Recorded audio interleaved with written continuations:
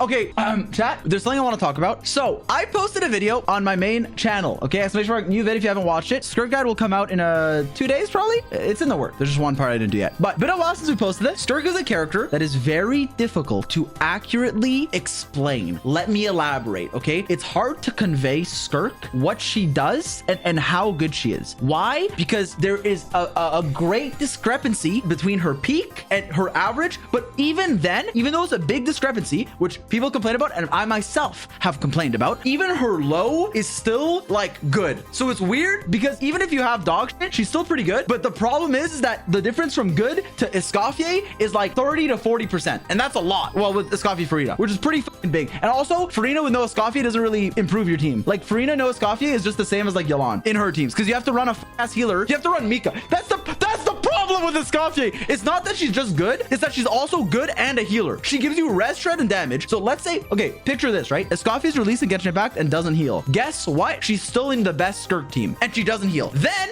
oh, no, you know what? Let's make her heal. So then she heals your whole team, which means Farina is now like way better because instead of having to run a healer that doesn't do that much, like Charlotte, no disrespect to Charlotte, she can run Thrilling Tales, but what else can she do? I don't know.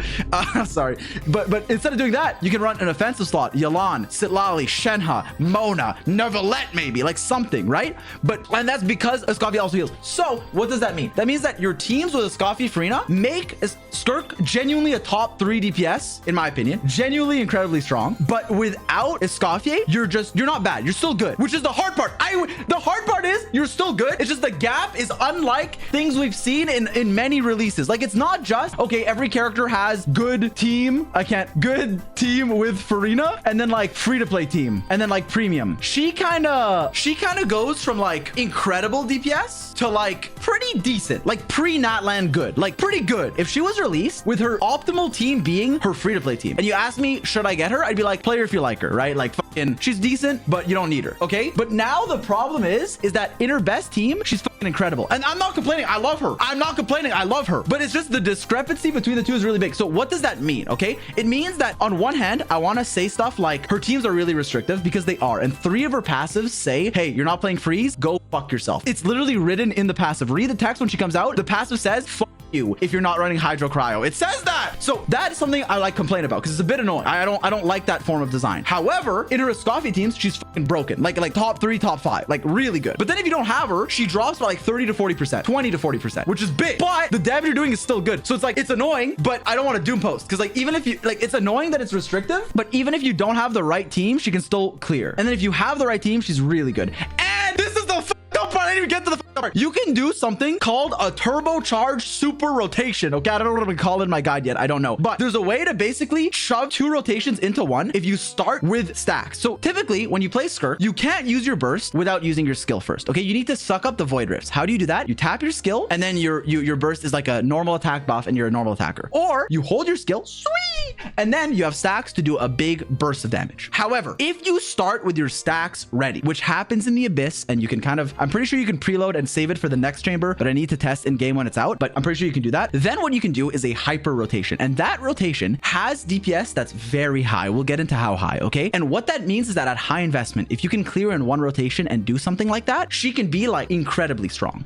And she also feels a lot better in practice than on a spreadsheet. Why? ¿Por qué, you ask? Let me tell you. Because you can literally counter stalling. Let's say you're fighting a boss, the Satek Weenut. What does he do? He stalls. He plays Wordle. He swims around. You can't attack him for a bit. The thing that digs in the ground, you're just like doing nothing. PMA that flies up, you're doing nothing. What can Skirk do? Or like splits in 4. Skirk can be like, okay, I'll just take this time to eat some void rifts. I'll just use my abilities, set up to get a big rotation. So in practice, she feels really good, which is a good thing, but it can make her like good scenarios way better. And that's nice, right? That's a positive, but it makes it hard to evaluate a character. Why? Because listen, baseline, right? Let's say you have not just a free-to-play team, but free-to-play, or let's say some 5 stars, but not premium, okay? Like Yelan, Shenhe, Sitlali, but no Escoffier, no Farina. Or you can have Farina, but no Escoffier, basically.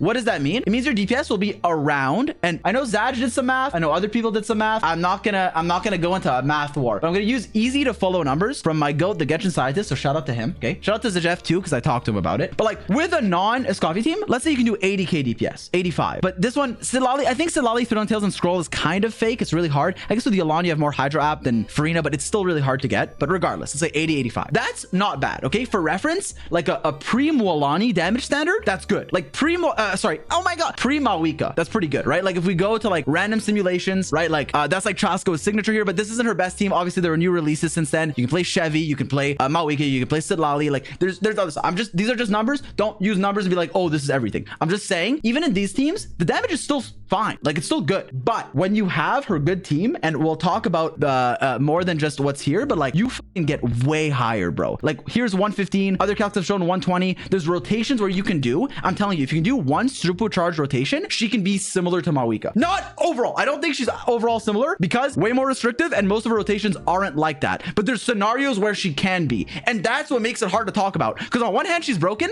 but not for everyone. And for other people, it's not like she's bad. So I can't even say she's broken in premium team, but sucks without it, because she doesn't suck. But I also can't say, oh, she's just good, because the restrictability is kind of annoying. It's kind of like, okay, well, not everyone's gonna get the same value. And I personally am not a fan of that big of a discrepancy between teams, and there being no real options outside of Escoffier that makes it even close from 80, 85k to 120, 115, 110 even, right? The numbers vary, but that's something you need to keep in mind. So it's hard to explain that in like a 2-minute section of a guide. So I've been crashing out internally, but I want to say something, okay? Here's my ultimate take. I think the one thing that I'm annoyed about isn't just that her teams are restrictive, it's also that her kit expressively says, hey, if you don't run, okay, first of all, first passive, generate a Void Rift for any cryo reaction. They list them. Wait a second, melt isn't written there. Why isn't melt written? Okay, you can't melt. That's fine. Maybe I'll swirl. Maybe I'll mono cryo. You read passive too. If all party members are hydro and cryo, gain massive scalings, like 70% damage. Oh, wait a second. Also, you need at least one hydro and one cryo. Okay, I guess I can only play one team, but maybe her exploration passive, this one's fucked up. Maybe her exploration passive won't, you know, mention hydro or cryo. It's an exploration passive. Nope. You, Skirk doesn't explore. Exploration passive. If all your party members are hydro and cryo, gain a skill level on everyone.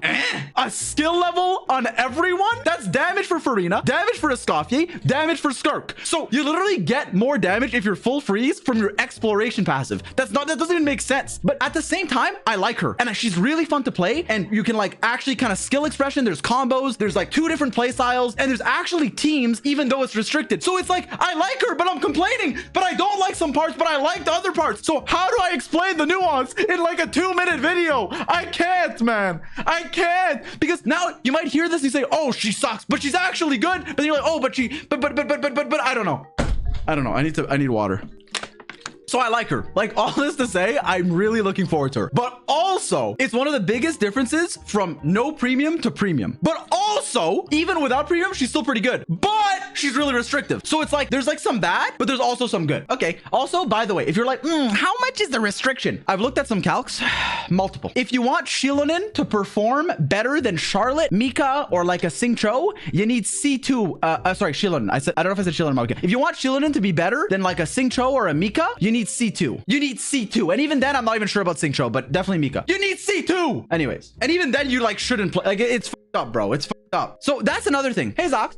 Most freeze carries, like let's say Risley or Ayaka, they obviously want Escoffier a lot, right? Yes, absolutely. But let's say for Risley's case, you can also, let's say you don't have Escoffier, all good, right? You can play Melt, all good. You can put Shenhe there, or you can put Shilon in there, right? You don't need Cryo Hydro or even Cryo Pyro if you're melting. But with Skirk, not only is Escoffier a bit restrictive, but she still is fine even if you're not full Cryo, full Hydro. Like, she's still a good unit. Skirk is like broken at her peak, like really good. But Skirk also says, hey, by the way, just a little PSA, a little PS in the email at the bottom. By the way, if you don't run only Hydro and Cryo, my scaling will go from like 100 to like, or from 170%. I'll basically lose 70% of my damage is what I'm trying to say. Or maybe like 60%. I lose a lot. Basically, run Hydro Cryo or go fuck yourself. Sorry, I have 3 passives that say you need Hydro Cryo. Sorry, buddy. Anyways, so it's just, you can't, I don't know if it's actually 60%, but you can't actually run like your teams are just Hydro Cryo. And you know what's the worst part? This is no one's fault but me. The worst part is you think, okay, listen, if you can only run Hydro and Cryo characters with Skirk, then surely the team section of the video will be short, right? No, bro, I talked for 20 minutes about just teams. How? I was talking about like Layla, bro. It doesn't even make sense. So I don't know. It's fucked. It's fucked. But fun notes, fun things to note. Number 1, Nevalette got another team. Number 2, a lot of her last slot options with Escoffier and Farina are very good and about as good as one another. So if you have Escoffier, Farina, you have a good team. Number 3, her free-to-play teams or even like 5-star teams, but without Escoffier and Farina are actually fine. Like they perform decent. They perform pretty good. It's just not nearly as good as with Escoffier, but in a vacuum, like let's say Escoffier didn't exist. Okay. Farina went to another baker, sauce, another pastry chef. Escoffier doesn't exist. Skirk without her, still fine. Just not like top 3 in the game, but okay, like pretty good. Okay. Also, and this is important, I guess, the 80K, this is like pretty good assumptions in like really good teams. Okay. Not every team is like that. I don't know if this video has worse teams. Like I've seen some that are 60, 70. So it's not like all of them are that good. Anyways, regardless, it's not like they're all 80K, but I'm saying you can reach that, which is good. But yeah. Yo, hello? I can't stall right now. I have to yap right now. I'm pretty mad about Skirk, so I want to talk about it. But I'm not mad at her. Do you ever have a video that does well, so it leaves your target audience, so you get one guide, which you use as content to clip farm? What? You know when there's like one reply it's only one guy, but you use that to act like your point is talking to more than one person? I mean, I don't do that, but maybe you do. No, I don't. Right. You want to do the global? Help me with the global. Help me with the global, then I'll talk about Skirk. Okay, let's go. Okay, 7K kilometers from Italy, go. Wait. I need to... Okay, 7,000 kilometers from Italy. Okay. 7,000 is like either western side of America or like could be... No, I'm thinking east, bro. Be Central America. Or it's like in the like very... Yo, if this is 7K, then I'm 8 foot tall. There's no way this is 7K. It's about 7K. I'm testing your theory, Panama. Wait. Okay, you're right. Cuba. Oh, fuck. Actually, Wait, Cuba's closer. What if it's just Canada? Jamaica? Try Guatemala. All right. Well, wait, you're telling me Cuba? Wait, where's Heidi again? I don't think that's how you pronounce it, but it's right here. Dude? I don't know. In French, it's Haiti, but yeah, I don't know. What if it's just Brazil? Wait, warmer. Oh, wait, I'm so good at this. Chile. No. Colombia. Colombia's a better guess, but it touches Brazil. No, it's probably... Oh, there's an island here. I know the island. I know it. I've lost it. It's Trinidad and Tobago. Oh my! It's not it though, but it was a good guess. Wait, TRT. Close is it? How close? Really close. It's 335 km from Trinidad and Tobago. I don't think it's one of the islands. I think it's in mainland. Mainland is crazy. Isn't mainland South America? This is Venezuela. No? Is it? Yeah. Oh no, it's closer. I think it's an island, bro. Maybe, yeah. What about... You know the islands? I don't. I know... Chat, what are the islands? No, I know it, bro. I know it. I know this. I actually guessed this before. Okay, unironically though, like the South American islands in the global are as evil as the Sumeru Desert in the Genshin Geoguessr. Dude. Like, I know, but this one, I feel like I should know this one. I feel like this one I should know. The small ones, okay, I get it. My education system failed me, but this one I should know. I'm looking at chat. Oh, St. Lucia? Okay, that, like, I would never have gotten that. I'm sorry. Yeah, I did not know that. that was hard, bro. That one's 1 pixel. What do you mean you had it a couple times? Yeah, man, but do you remember everything you ever had? Name everything you ever ate. Nice try.